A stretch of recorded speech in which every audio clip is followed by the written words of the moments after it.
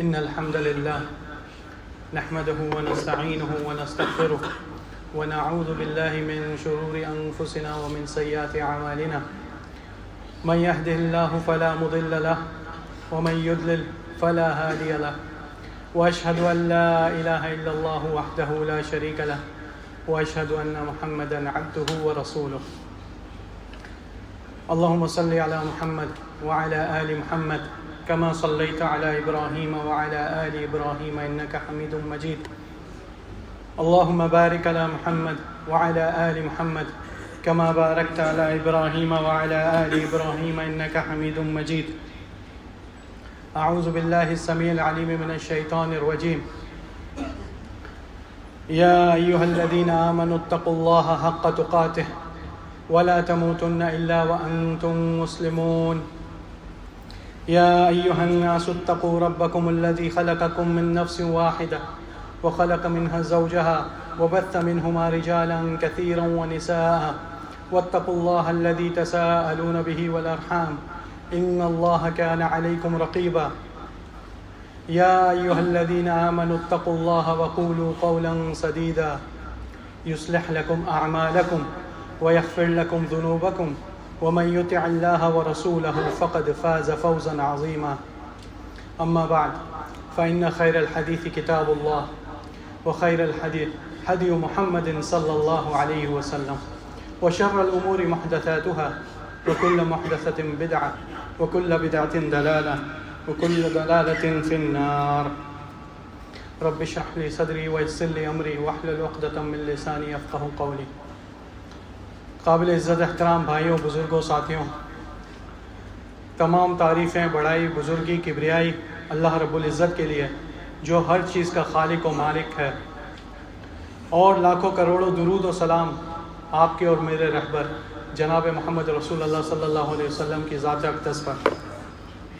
میرے عزیز بھائیوں، اللہ سبحانہ و تعالیٰ نے انسانوں کو اشرف المخلوقات بنایا، تمام مخلوقات میں سب سے بہترین بنایا، اور اللہ سبحانہ و تعالیٰ نے باقی مخلوقات کو انسان کے تابع کر دیا، چرند پرند، پھل پودے، یہاں تک کہ عظیم مخلوقات جیسے کہ سورج، چاند، آسمان، زمین، یہ سب انسان کے لیے پیدا کیے، اور اللہ سبحانہ و تعالیٰ نے انسان کی ضروریات کی تمام چیزیں پیدا کی تاکہ وہ جسمانی طور پہ، روحانی طور پہ، ہر طریقے سے اس کے لیے آسائشیں ہوں، اس کے لیے آسانیاں ہوں۔ انہی چیزوں میں اللہ سبحانہ تعالیٰ نے انسان کی رشتہ داریاں بھی قائم کی تاکہ انسان ان سے محبت حاصل کرے، قرب حاصل کرے، انسیت حاصل کرے، اور ان رشتوں میں سب سے عظیم رشتہ والدین کا رشتہ ہے۔ والدین اپنی اولاد سے سب سے زیادہ بڑھ کر محبت کرتے ہیں، اور اسی طرح اولاد بھی اپنے والدین سے سب سے زیادہ بڑھ کر محبت کرتی ہے، اور والدین کے اس عظیم رشتے کے بعد جو سب سے بڑا رشتہ آتا ہے وہ میاں بیوی کا، یعنی شوہر اور بیوی کا رشتہ ہوتا ہے۔ اللہ سبحانہ تعالیٰ نے شریعت اسلامی میں نکاح جیسا خوبصورت معاملہ ایک رکھا ہے جس کے ذریعے دو مختلف انسان جن کی پیدائش مختلف جگہوں پہ ہوتی ہے، جو الگ گھرانے سے تعلق رکھتے ہیں، ان کو نکاح کے ذریعے جوڑ دیا جاتا ہے، اور صرف نہ کہ ان کے نام و نسب کو جوڑ دیا جاتا ہے بلکہ اللہ سبحانہ تعالیٰ ان کے دلوں کو بھی جوڑ دیتا ہے۔ اور اس چیز کو اللہ سبحانہ تعالیٰ نے اپنی آیت یعنی اپنی نشانی کے طور پہ بیان کیا ہے۔ اللہ سبحانہ تعالیٰ نے فرمایا وَمِنْ آيَاتِهِ أَنْ خَلَقَ لَكُم مِّنْ أَنفُسِكُمْ أَزْوَاجًا لِتَسْكُنُوا إِلَيْهَا وَجَعَلَ بَيْنَكُم مَّوَدَّةً وَرَحْمَةً، کہ اللہ سبحانہ تعالیٰ کی آیات میں سے ہے، اللہ سبحانہ تعالیٰ کی نشانی میں سے ہے کہ اللہ سبحانہ و تعالیٰ نے تمہاری ہی جنس سے تمہارے لیے تمہارے جوڑے ازواج پیدا کیا، جن سے تم راحت اختیار کرتے ہو، جن سے تم سکون اختیار کرتے ہو، سکون حاصل کرتے ہو، اور پھر اللہ سبحانہ و تعالیٰ تمہارے دلوں میں محبت اور رحمت ڈال دیتا ہے۔ تو میرے عزیز بھائیوں، یہ کتنی عظیم بات ہے کہ دو مختلف لوگ ہوتے ہیں، مختلف گھرانے میں پلتے بڑھتے ہیں، لیکن اللہ سبحانہ و تعالیٰ نکاح ہوتے ساتھ ہی ان کے دلوں میں محبت ڈال دیتا ہے۔ اور یہ نکاح ایک مضبوط عہد و پیمان ہے۔ جب انسان نکاح کرتا ہے، جب مرد نکاح کا عہد کرتا ہے، عقد کرتا ہے، تو وہ اس بات کی ذمہ داری لے لیتا ہے، وہ اس بات کی عہد کرتا ہے کہ اب اس عورت کی کفالت، اس کی سرپرستی، اس کی حفاظت، اس کی عزت، یہ سب میرے حوالے ہے۔ اب میں ان سب چیزوں کا سرپرست ہوں اور ان سب چیزوں کا خیال اب مجھے رکھنا ہے۔ اور اسی طرح جب عورت نکاح کے عقد کو تسلیم کرتی ہے، قبول کرتی ہے، تو وہ بھی یہ عہد و پیمان کرتی ہے کہ یہ شخص، یہ مرد اب میرا سرپرست ہے، اب میں اس کی زیر کفالت ہوں، مجھے اپنی عزت، اپنی مال، ہر چیز اب اس کے ماتحت رکھنی ہے اور اس کی اجازت سے مجھے زندگی بسر کرنی ہے۔ تو یہ ایک بہت ہی خوبصورت معاملہ ہے جو اللہ سبحانہ تعالیٰ نے انسانوں کی آسائش کے لیے، مسلمانوں کی آسائش کے لیے رکھا ہے۔ لیکن اس کے باوجود بڑے افسوس کے ساتھ کچھ لوگ اس مقدس رشتے کو قائم نہیں رکھ سکتے اور طلاق کی وجہ سے طلاق کے ذریعے اس عہد کو توڑ دیتے ہیں، اور طلاق کے ذریعے جب گھر ٹوٹتے ہیں تو وہ گھر اجڑ کر برباد ہو جاتے ہیں، رشتہ داریاں ٹوٹ جاتی ہیں۔ اکثر اوقات ایسا ہوتا ہے کہ بھائی بہنوں نے آپس میں رشتے کروائے ہوتے ہیں اپنے بچوں کے، اور طلاق کی وجہ سے ان بھائی بہنوں کے بیچ میں دراڑ پڑ جاتی ہے، ان بھائی بہنوں میں آپس میں لڑائیاں ہو جاتی ہیں، اور اس میں جو سب سے بڑا نقصان ہوتا ہے وہ ان بچوں کا ہوتا ہے جو نہ اپنے ماں کے ساتھ رہ سکتے ہیں، نہ اپنے باپ کے ساتھ رہ سکتے ہیں، بٹ کے رہ جاتے ہیں، بکھر جاتے ہیں۔ تو یہ ایک طلاق بڑا قبیح عمل ہے۔ اس کے کیا اسباب ہیں معاشرے میں، کیا غلطیاں ہوتی ہیں جس کی وجہ سے طلاق بڑھتی ہے، اور بڑے افسوس کے ساتھ کہنا پڑ رہا ہے کہ اس دور میں طلاق بہت ہی آسان کر دی گئی ہے، اور بہت ہی زیادہ طلاق کے جو معاملات ہیں، طلاق کے واقعات ہیں، وہ پیش آتے ہیں۔ تو ان کے کیا اسباب ہیں اور ان کے کیا حل ہیں، وہ آپ کے سامنے انشاءاللہ مختصراً پیش کرتا ہوں۔ سب سے پہلی چیز کہ میاں بیوی دونوں میں سے کوئی ایک یا دونوں اگر گناہ میں یا برائیوں میں ملوث ہوں گے تو اللہ سبحانہ تعالیٰ ان کے دلوں کو بھی آپس میں اختلاف میں ڈال دے گا۔ اللہ سبحانہ تعالیٰ نے فرمایا وَمَا أَصَابَكُم مِّن مُّصِيبَةٍ فَبِمَا كَسَبَتْ أَيْدِيكُم، کہ تمہارے اوپر کوئی مصیبت نہیں آتی سوائے اس کے کہ وہ تمہارے اپنے کرتوتوں کی وجہ سے ہو۔ تو اگر میاں بیوی کسی ایسے گناہ میں ملوث ہیں جس میں وہ اللہ کی مسلسل نافرمانی کر رہے ہیں، تو اللہ سبحانہ تعالیٰ ان کے آپسی معاملات کو خراب کر دیتا ہے۔ اس کا حل کیا ہے؟ اس کا حل یہ ہے کہ خاوند اور بیوی، شوہر اور بیوی اپنے اپنے طور پر اپنا جائزہ لگائیں، اپنا حساب کتاب کریں کہ ہم سے کیا غلطی سرزد ہو رہی ہے۔ اگر ہمارے معاملات خراب ہیں، کیا ہم کسی گناہ میں ملوث تو نہیں؟ اور اگر وہ کسی گناہ میں ملوث ہیں تو سچے دل سے اللہ سبحانہ تعالیٰ سے توبہ کریں، معافی مانگیں اور اس گناہ کو چھوڑ دیں، ترک کریں، تاکہ اللہ سبحانہ تعالیٰ ان کے دلوں کو دوبارہ جوڑ دے۔ اسی طرح دوسری چیز کہ شکوک و شبہات اور بدگمانیاں کرنا۔ اللہ سبحانہ تعالیٰ نے فرمایا یا ایھا الذین آمنوا اجتنبوا کثیرا من الظن ان بعد الظن اثم، کہ یا اے ایمان والوں بہت زیادہ بدگمانیاں کرنے سے بچو، بہت زیادہ بدگمانیاں کرنے سے بچو، ان میں سے بعض بدگمانیاں تو گناہ ہیں۔ اور بالخصوص اگر آپ دیکھیں کہ مرد اور عورت آپس میں جب انہوں نے نکاح کیا ہے اور اگر ان کا آپس میں اعتماد نہیں ہے، کیونکہ کچھ لوگ اس طرح کے ہوتے ہیں کہ انتہائی درجے کے شکی مزاج ہوتے ہیں، چھوٹی چھوٹی بات پہ شک و شبہات کرتے ہیں۔ رسول اللہ صلی اللہ علیہ وسلم کے پاس ایک صحابی آئے اور انہوں نے آپ صلی اللہ علیہ وسلم کو فرمایا کہ اے اللہ کے رسول، میری بیوی نے ایک کالے بچے کو جنم دیا۔ رسول اللہ صلی اللہ علیہ وسلم کو یہ بات گراں گزری۔ آپ صلی اللہ علیہ وسلم نے فرمایا کیا تمہارے پاس اونٹ ہیں؟ تو اس نے کہا جی میرے پاس اونٹ ہیں۔ آپ صلی اللہ علیہ وسلم نے فرمایا اس کا رنگ کیا ہے؟ ان کا رنگ کیا ہے؟ تو اس شخص نے کہا کہ ان کا رنگ سرخ ہے۔ آپ صلی اللہ علیہ وسلم نے دریافت کیا کیا ان سرخ رنگ میں سے کچھ خاکی رنگ کے بھی اونٹ ہیں؟ تو اس نے کہا جی کچھ اونٹ ایسے بھی ہیں جو خاکی رنگ کے ہیں۔ تو آپ صلی اللہ علیہ وسلم نے فرمایا وہ خاکی رنگ والے اونٹ کہاں سے ہے؟ تو اس شخص نے کہا کہ اللہ کے رسول ہو سکتا ہے ان کے خاندان میں کوئی خاکی رنگ کا بھی ہو۔ تو آپ صلی اللہ علیہ وسلم نے کہا پھر ہو سکتا ہے اس بچے کے خاندان میں بھی کوئی کالے رنگ کا ہو۔ یعنی رسول اللہ صلی اللہ علیہ وسلم نے اس دروازے کو ہی بند کر دیا کہ وہ اپنی عورت کے اوپر شک کرے۔ تو بلا وجہ شک کرنا، موبائلوں کو چیک کرنا، ٹوہ میں لگے رہنا، ایک دوسرے کے باتیں سننا، یہ کیا کر رہا ہے، وہ کیا کر رہا ہے، یہ چیز خاوند اور بیوی کے درمیان نہیں ہونی چاہیے، بلکہ ان کا پورے طور پر ایک دوسرے پر اعتماد ہونا چاہیے، تبھی وہ اپنے گھر کو چلا سکتے ہیں۔ اسی طرح مردانگی کا بے جا اظہار کرنا اور عورتوں کے ساتھ بد سلوکی کرنا۔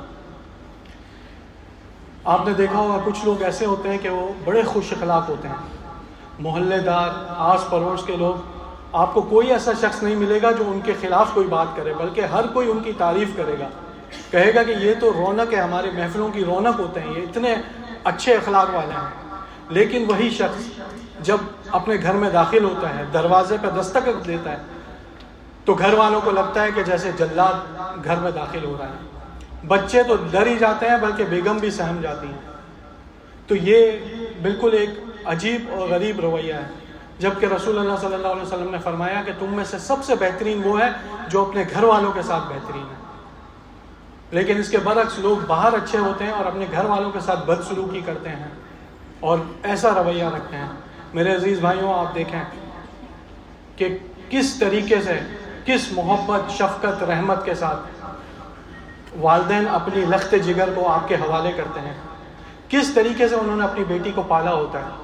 کس طریقے سے وہ اپنی بیٹی آپ کے حوالے کرتے ہیں، اور آپ اگر اس طریقے کی بدسلوکی کریں اس کے ساتھ تو یہ کتنی ناانصافی ہے۔ اللہ سبحانہ تعالیٰ نے فرمایا وَعَاشِرُوهُنَّ بِالْمَعْرُوفِ، ان کے ساتھ اچھے طریقے سے گزر بسر کرو، ان کے ساتھ اچھے طریقے سے رہن سہن رکھو۔ حجۃ الوداع کے موقع پر رسول اللہ صلی اللہ علیہ وسلم نے فرمایا کہ تم عورتوں کے معاملے میں اللہ سے ڈرتے رہا کرو، کیونکہ تم نے اللہ کی ذمہ داری پر ان کو اٹھایا ہے، اللہ کی ذمہ داری پر ان کو لیا ہے، اور اللہ کے کلمے کے ساتھ ان کو حلال کیا ہے۔ میرے بھائی، کتنی عظیم بات ہے کہ ایک اجنبی عورت آپ نے اللہ کا نام لے کر اس کو اپنے لیے حلال کیا، اور آپ پھر اس کے ساتھ بدسلوکی کریں اور گھر میں اس کے ساتھ ایسا رویہ اختیار کریں کہ جس رویے کے ساتھ آپ اپنے دشمن کے ساتھ بھی بات نہ کریں۔ تو یہ کتنی غلط بات ہے، کتنی نامناسب بات ہے۔ تو مومن مرد کو اس بات کا خیال رکھنا چاہیے کہ وہ اپنی بیوی کو عزت و تکریم دے، کیونکہ اس میں بعض اوقات ایسا بھی ہو جاتا ہے کہ جب آپ اس کے ساتھ برا سلوک رکھتے ہیں، برا رویہ رکھتے ہیں، آپ اس کو الٹی سیدھی باتیں کہتے ہیں، اور یہ باتیں آپ ان کی اولاد کے سامنے بھی کہتے ہیں، تو ان کی اولاد کو بھی تکلیف محسوس ہوتی ہے اور اس عورت کو بھی محسوس ہوتی ہے۔ اسی طرح خاوند کی نافرمانی، کچھ عورتیں ایسی ہوتی ہیں جو یا تو باتوں میں کسی کے آکے یا کسی کے مشورے سن کر یا اپنی انا اور ضد پر خاوند کی نافرمانی کرتی ہیں، یعنی ایسا ہو جاتا ہے کہ خاوند جو بھی کہے یہ اس کا الٹ کر کے دکھاتی ہے، ہر صورت خاوند کی نافرمانی کرتی ہے۔ تو اس طریقے سے پھر گھر نہیں چل سکتے۔ اگر عورت یہ ٹھان لے کہ میں اپنے شوہر کی نافرمانی کروں گی، اس کی کوئی بات نہیں مانوں گی، چاہے وجہ کوئی بھی ہو، وہ اسے کم عقل جانتی ہو، وہ اسے غریب جانتی ہو، یا کوئی بھی وجہ ہو، اگر وہ اپنے شوہر کی ہر چیز میں نافرمانی کرے گی تو یہ پھر گھر زیادہ دیر تک نہیں چل سکتا۔ عورتوں کو اس بات کا خیال رکھنا چاہیے۔ اللہ سبحانہ وتعالیٰ نے فرمایا وَلِلرِّجَالِ عَلَيْهِنَّ دَرَجَةٌ، کہ مردوں کو تمہارے اوپر فوقیت دی گئی ہے، مردوں کو عورتوں پر فوقیت دی گئی ہے۔ عورت کو اس بات کو تسلیم کر دینی چاہیے کہ یہ مرد میرے اوپر فوقیت رکھتا ہے، اس کے حقوق ہیں، اس کی عزت اور اکرام مجھے کرنی ہے۔ اور آپ صلی اللہ علیہ وسلم سے پوچھا گیا کہ سب سے افضل عورت کون ہے؟ آپ صلی اللہ علیہ وسلم نے فرمایا سب سے افضل عورت وہ ہے کہ جس کا شوہر اس کی طرف دیکھے تو وہ اپنے شوہر کو خوش کر دے، یعنی اس کا شوہر خوش ہو جائے، اور ہر چیز میں اپنے شوہر کی اطاعت و فرما برداری کریں، اور اپنے مال اور اپنے نفس کے بارے میں کبھی بھی اپنے شوہر کی نافرمانی نہ کریں۔ اس کے علاوہ خاوند کی نافرمانی اتنا سنگین جرم ہے کہ رسول اللہ صلی اللہ علیہ وسلم نے فرمایا کہ دو ایسے لوگ ہیں کہ جن کی نمازیں ان کے سروں کے اوپر تک نہیں جاتی، یعنی ان کی نمازیں قبول نہیں ہوتی۔ پہلا وہ شخص، وہ غلام جو اپنے آقا سے فرار ہو جائے، بھاگ جائے، تو وہ جب بھی نماز پڑھے اس کی نماز قبول نہیں ہوگی یہاں تک کہ وہ اپنے آقا کے پاس لوٹ آئے، اپنے مالک کے پاس لوٹ آئے۔ اور دوسری وہ بیوی جو اپنے خاوند کی نافرمان ہوتی ہے، اس کی نماز قبول نہیں ہوتی اس وقت تک کہ جب تک کہ وہ اپنے شوہر کی فرما بردار نہ ہو جائے۔ اگلی چیز بے انتہا اور شدید بے انتہا ملامت کرنا، شدید تنقید کرنا. کچھ لوگ ہوتے ہیں آپ دیکھیں چھوٹی چھوٹی باتوں پر تنقید کرتے ہیں، ملامت کرتے ہیں، یہ ایسا کیوں ہے، وہ ایسا کیوں ہے، کھانا اچھا نہیں بنا، گھر میں یہ کیوں ہو رہا ہے، ایسا کیوں ہو رہا ہے، ہر چیز پر تنقید کرتے ہیں. اور اسی طرح کچھ عورتیں ہوتی ہیں جو ہر صورت اپنے شوہر سے ناخوش ہوتی ہیں. ان کا شوہر کچھ بھی کر لے لیکن وہ کبھی بھی اپنی بیوی کو خوش نہیں کر سکتا. اس عورت کو اپنے بھائی اور دیگر رشتہ دار سب اچھے لگتے ہیں لیکن صرف ایک شوہر ہی ہوتا ہے جو اس کو اچھا نہیں لگتا. تو یہ بڑا خطرناک معاملہ ہے، اور اس میں جو ہے گھر ٹوٹ جاتے ہیں، اس میں بات طلاق تک پہنچ جاتی ہے. رسول اللہ صلی اللہ علیہ وسلم نے فرمایا کوئی مومن اپنی مومنہ بیوی سے بغض نہ رکھے. ہو سکتا ہے تمہیں اس کی کوئی چیز ناپسند ہو، لیکن ہو سکتا ہے کہ اس کی کوئی چیز تمہیں پسند بھی ہو. تو اس لیے خیال رکھنا چاہیے ناپسند چیزوں کو درگزر کر لیں، اور جو چیزیں آپ کو پسند ہیں اس کی بنا پر اپنی بیوی کے ساتھ، اپنے شوہر کے ساتھ اچھے تعلقات، اچھے معاملات رکھیں. اگلی چیز ہے کہ خرچ کرنے میں بے اعتدالی کرنا، یعنی بے جا خرچ کرنا یا کنجوسی کرنا. کچھ حضرات اتنے کنجوس، اتنے بخیل ہوتے ہیں کہ وہ گھر والوں کی ضروریات کو پورا نہیں کرتے، یعنی جو بنیادی ضروریات ہیں وہ تک بھی پورا نہیں کر سکتے. تو پھر معاملہ ایسا ہو جاتا ہے کہ پھر آخر عورت کو مجبور ہو کے مطالبہ کرنا پڑتا ہے کہ ہمیں فارغ کر دیں، ہمیں طلاق دے دیں. کیونکہ ایسا نہیں ہے کہ ان کے پاس مال نہیں ہوتا، مال ہوتا ہے لیکن وہ بخیل ہوتے ہیں، کنجوس ہوتے ہیں، وہ خرچ نہیں کرنا چاہتے. اور دوسری طرف ایسے لوگ ہوتے ہیں جو بے جا خرچ کرتے ہیں، اتنا خرچ کرتے ہیں، اتنا خرچ کرتے ہیں کہ پھر بعد میں ان کے پاس پیسہ ہی نہیں رہتا اور گھر کی معیشت جو ہے تباہ و برباد ہو جاتی ہے. اسی طرح عورتیں ہوتی ہیں جو گھر میں غیر ذمہ داری کا مظاہرہ کرتے ہوئے چیزوں کا خیال نہیں رکھتی، بے جا اسراف کرتی ہے، بے جا خرچہ کرتی ہے، اس سے بھی گھر کی معیشت تباہ ہو جاتی ہے. تو اس لیے اعتدال کے ساتھ اچھے طریقے سے شوہر اور بیوی آپس میں اتفاق کے ساتھ اچھے طریقے سے گھر کو چلائیں اور اچھی طریقے سے معیشت کو چلائیں تو انشاءاللہ وہ گھر سکھی اور خوشحال رہے گا. اگلی چیز کہ فطری ضرورت کو پورا نہ کرنا. مرد حضرات سارا دن کاموں پہ ہوتے ہیں اور رات کو آ کر وہ اگر دوستوں میں چلے جائیں اور پھر گھر پہ صرف مہمان بن کر آئیں اور سونے کے لیے بس نیند پوری کر کے صبح ناشتہ کیا اور دوبارہ کام پہ چلے جانا، تو انہوں نے اپنی بیوی کا حقوق ادا کرنے سے وہ قاصر رہ جاتے ہیں، وہ اپنی بیویوں کے حقوق ادا نہیں کرتے. اللہ کے رسول صلی اللہ علیہ وسلم نے فرمایا کہ تم پر تمہارے رب کا حق ہے، تم پر تمہاری نفس کا حق ہے، اور تم پر تمہاری بیویوں کا حق ہے. تو بیویوں کا حقوق ادا کرنا ضروری ہے. اسی طرح کچھ عورتیں ہوتی ہیں جو سارا دن مصروف رہتی ہیں گھر کے کام کاج میں اور وہ شوہروں کی ضرورت پوری نہیں کر سکتی. رسول اللہ صلی اللہ علیہ وسلم نے فرمایا کہ اگر کسی عورت کو اس کا خاوند اپنی ضرورت پوری کرنے کے لیے بلائے تو اسے چاہیے کہ وہ فوراً اس کے پاس آئے، چاہے وہ تنور پر ہی کیوں نہ ہو، کتنی بھی مصروف ہے، کچھ بھی ہے، اسے شوہر کی ضرورت پوری کرنے کے لیے اس کے پاس آنا چاہیے. اور آخری چیز کہ عورت کی بد زبانی اور بد کلامی، کہ عورت اگر بد زبان ہوگی اور ہر بات پہ برے الفاظ، طنز، طعنے اس طرح سے بات کرے گی تو شوہر آخر اس کی برداشت کی حد ہو جاتی ہے اور وہ پھر آخر بات طلاق تک لے جاتا ہے. کچھ عورتیں اتنی بد زبان بد کلام ہوتی ہیں کہ وہ بد زبانی میں طلاق کا مطالبہ تک کرتی ہیں کہ ٹھیک ہے ہمیں طلاق ہی دے دیں، حالانکہ کوئی ایسی بات نہیں ہوتی، کوئی ایسا عذر نہیں ہوتا. اور رسول اللہ صلی اللہ علیہ وسلم نے فرمایا کہ کوئی عورت اگر بغیر شرعی عذر کے، بغیر کسی صحیح عذر کے اگر طلاق کا مطالبہ کرتی ہے تو وہ جنت، اس کے لیے جنت کی خوشبو تک بھی حرام ہے. تو عورت اپنی زبان کو قابو میں رکھے اور صرف اسی وقت بات کرے جب ضروری ہو، اور بات عزت اور احترام اور شوہر کا لحاظ رکھتے ہوئے بات کریں. اللہ سبحانہ تعالیٰ سے دعا ہے کہ اللہ سبحانہ تعالیٰ ہمیں سمجھنے کی اور اس پر عمل کرنے کی توفیق عطا فرمائے. اقول قولی ھذا واستغفر اللہ لی ولکم ولسائر المسلمین فاستغفروہ انہ ھو الغفور الرحیم.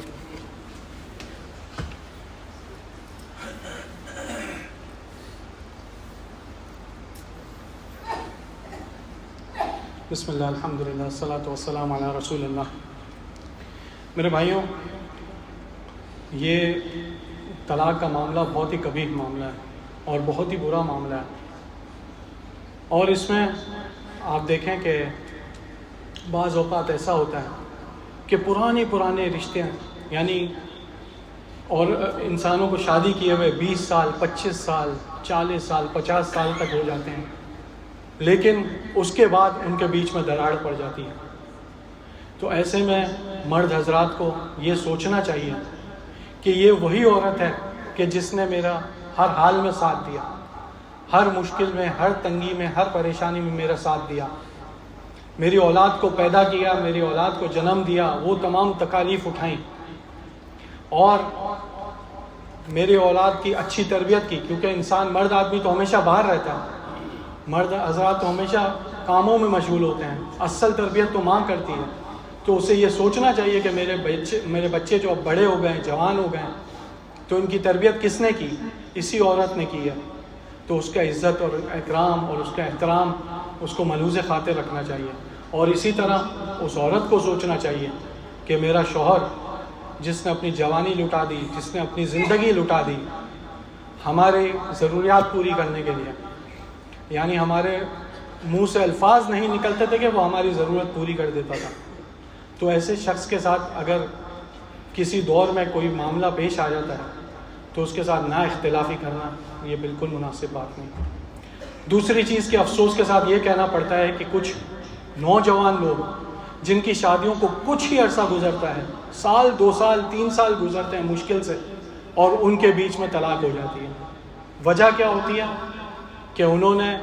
فلمی ڈراموں کو اپنا رول ماڈل بنایا ہوتا ہے، اداکاروں کو رول ماڈل بنایا ہوتا ہے، وہ ویسی زندگی گزر بسر کرنا چاہتے ہیں، حالانکہ حقیقت جب ان کے سامنے آتی ہے تو حقیقت کچھ اور ہوتی ہے، اور پھر بجائے اس کے کہ وہ اپنے آپ کو بدلیں، وہ طلاق لے کر یا طلاق دے کر جان چھڑوا دیتے ہیں۔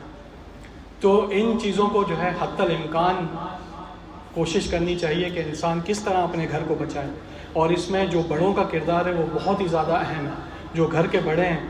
اکثر اوقات تو ایسا ہوتا ہے کہ مرد اور عورت آپس میں ٹھیک ہوتے ہیں، لیکن ان کے گھر والے جھگڑ پڑتے ہیں اور ان کی وجہ سے جو ہے بچوں کی طلاق دلواتے ہیں۔ تو اس میں بڑوں کا کردار بہت زیادہ ہے۔ بڑوں کو چاہیے کہ خیال رکھیں، اور بڑوں کو چاہیے حتی الامکان کوشش کریں کہ اس گھر کو کس طریقے سے بچایا جائے۔ اللہ سبحانہ تعالی ہم سب کو فتنوں سے محفوظ رکھے، ہم سب کے گھروں کو اپنے حفظ و امان میں رکھیں۔ ایک چیز آپ لوگوں سے گزارش کرنی تھی اپنے خطبہ کے اختتام کرنے سے پہلے کہ اللہ کے اس گھر کا خیال رکھا کریں۔ آپ لوگوں سے جو ہو سکے اپنی حسب استطاعت جو اس مسجد کے اخراجات ہیں آپ لوگوں کے سامنے، آپ لوگ یہاں پہ نماز پڑھتے ہیں، تو اپنی استطاعت کے مطابق جو چندہ ہو سکے، جو آپ کی طرف سے تعاون ہو سکے وہ ضرور کیا کریں۔ آپ اللہ کے گھر کو آباد کریں گے تو اللہ سبحانہ تعالیٰ آپ کے گھروں کو آباد کرے گا۔ اللہ کے لیے جو بھی آپ سے جو بھی ہو سکتا ہے وہ ضرور کریں۔ ان اللہ وملائکتہ یصلون علی النبی یا ایھا الذین آمنوا صلوا علیہ وسلموا تسلیما اللهم صل على محمد وعلى آل محمد كما صليت على إبراهيم وعلى آل إبراهيم إنك حميد مجيد اللهم بارك على محمد وعلى آل محمد كما باركت على إبراهيم وعلى آل إبراهيم إنك حميد مجيد۔ ہمارے کچھ بھائیوں نے درخواست کی ہے دعا کے لیے۔ محمد شرف الدین بھائی اور فاروق بھائی بیمار ہیں، اللہ سبحانہ تعالیٰ ان کو صحت و تندرستی دے، ان کو شفاء کاملہ عاجلہ عطا فرمائے، اور تمام مسلمان جو بیمار ہیں اللہ سبحانہ تعالیٰ سب کو تندرستی اور صحت والی زندگی عطا فرمائے، اور جو مسلمان پریشان ہیں کسی بھی وجہ سے اللہ سبحانہ تعالیٰ ان کی پریشانیاں دور کرے۔ ربنا ظلمنا انفسنا وان لم تغفر لنا وترحمنا لنكونن من الخاسرين ربنا هب لنا من ازواجنا وذرياتنا قرة اعين واجعلنا للمتقين اماما اللهم انصر اخواننا المسلمين المستضعفين في كل مكان ربنا آتنا في الدنيا حسنة وفي الآخرة حسنة وقنا عذاب النار وآخر دعوانا ان الحمد لله رب العالمين وأقم الصلاة۔